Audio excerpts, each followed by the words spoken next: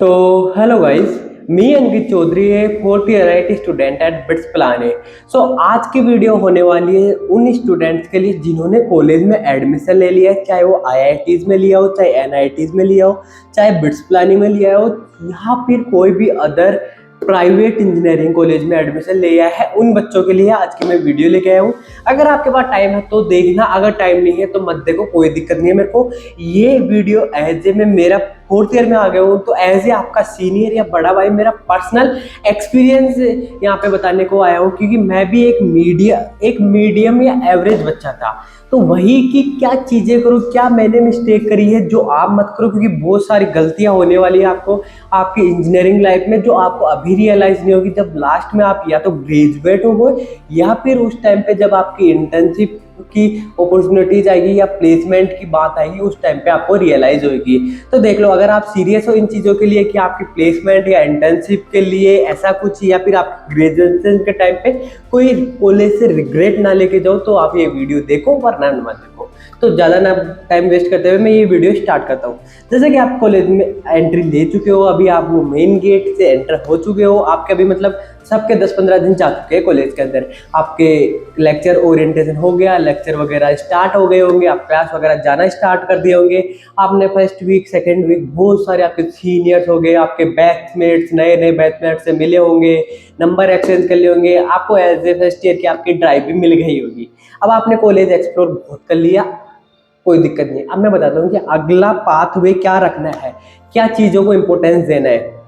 तो सबसे पहले बात करो, क्योंकि ये पर्सपेक्टिव बता रहा हूँ कि आपके प्लेसमेंट के टाइम पे ये चीज़ें रियलाइज होगी, क्योंकि आप ये चीज़ अभी से ध्यान रख के चलो कि एज ए प्लेसमेंट के टाइम पे या इंटर्नशिप के टाइम पे एक कंपनी आएगी, तो आपके कॉलेज में आपके बैच के मिनिमम 1000 बच्चे बैठे हैं, तो वो 1000 के 1000 बच्चे फिल करेंगे वो कंपनी के लिए। तो कैसे आप उन बच्चों से यूनिक होकर केवल आप सेलेक्ट होंगे, क्योंकि कंपनी 1000 बच्चे तो लेके जाने से, कंपनी 2 या 3 बच्चे लेके जाएगी मैक्सिमम, क्या 5 मान लो ज़्यादा से ज़्यादा लेके गई तो ये है। तो वो चीज़ के लिए आप अभी से प्रिपेयर करोगे ना, क्योंकि ऐसे आपके 3 साल चले जाएंगे, 4 साल चले जाएंगे, आपको पता भी नहीं चलेगा। तो सबसे पहले आप उस चीज़ पे वर्क करना स्टार्ट करो। पहले ऐसे नहीं बोल रहा मैं आपकी केवल उसी, नहीं, सारी चीज़ें करो, लेकिन उन चीज़ों को दिमाग में रख के चलना कि आपको एट द एंड जब इंटरव्यू देना पड़ेगा कंपनी को।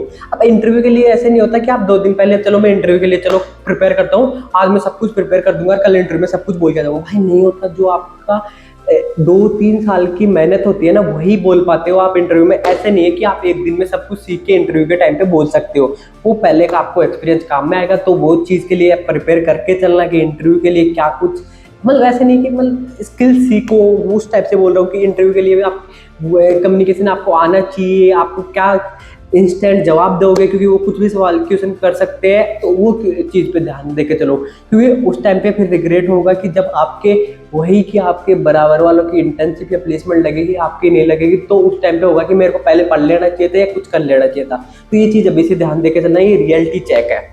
ये हो गया पहला पॉइंट। दूसरा पॉइंट, आपकी स्किल्स के साथ साथ आपकी एकेडमिक्स भी बहुत ज़्यादा इंपॉर्टेंट होने वाली है, क्योंकि जो आपकी CGPA होती है वो हर कंपनी देखती है। चाहे ऑन कैंपस प्लेसमेंट उसमें तो देखेगी, ऑफ कैंपस में चलो फिर भी इतना ज़्यादा ध्यान नहीं दिया जाता, लेकिन ऑन कैंपस में तो आपकी कोई सी भी कॉलेज हो, आपकी CGPA मैटर्स करेगी, क्योंकि ऑन कैंपस में आपकी कई कंपनियां तो CGPA क्राइटेरिया लगा देती है कि इससे कम CGPA रहेगी तो हम आपको अलाउ ही नहीं करेंगे। और अगर मान लो CGPA क्राइटेरिया की कंपनी कम भी रखती है, लेकिन वो इंटरनली उनका यही रहता है कि इससे ऊपर वाले CG को ही लेके चलेंगे।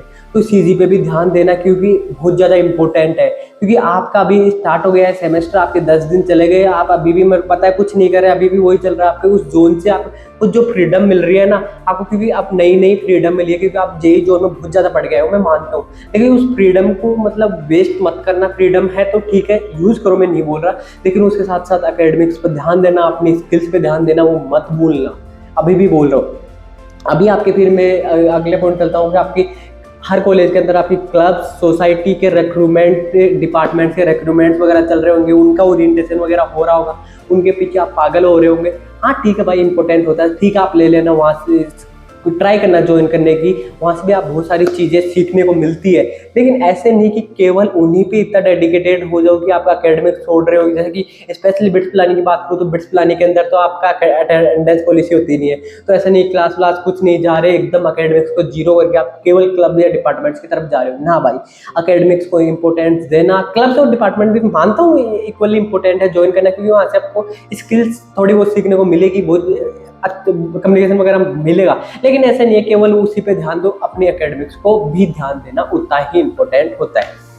ये तो हो गई आपकी बातें जो कि आपको इन चीज़ों पे ध्यान देना है। और अब इसके अलावा आपको कि एक्सप्लोर करो अभी चीज़ों को, सारी चीज़ों को, अपना फील्ड को एक्सप्लोर करो। जैसे कि आप कोई पर्टिकुलर मान लो आप non core branch, core branch हो, चलो मानते हैं, तो कोर ब्रांच से हो सिविल केमिकल मैकेनिकल इनको उठा लेते हैं, तो आप अभी एक्सप्लोर करो कि आपकी कोडिंग में करके एक्सप्लोर करो कि आपसे करो कि भाई हाँ हो रहा है, मुझे समझ आ रहा है नहीं आ रहा। फाइनेंस डिपार्टमेंट एक्सप्लोर करो, सारे जो भी पाथवे है ना वो फर्स्ट ईयर से अभी से एक्सप्लोर करना स्टार्ट कर दो, क्योंकि एक्सप्लोर करते करते आपको ये होगा कि हाँ चलो मैं इसी फील्ड में जाऊँगा। और एक चीज़ ध्यान रखना, ये सोच के एक पर्टिकुलर पाथ में मत जाना कि पूरी दुनिया जा रही है या वो सीनियर ने बोला है, क्योंकि ये गलती मैंने खुद ने करी थी। मैं लोगों के बोलने पे एक पर्टिकुलर पाथ की तरफ फॉलो करा था, लेकिन मुझे उसमें बिल्कुल बाद में इंटरेस्ट नहीं आया।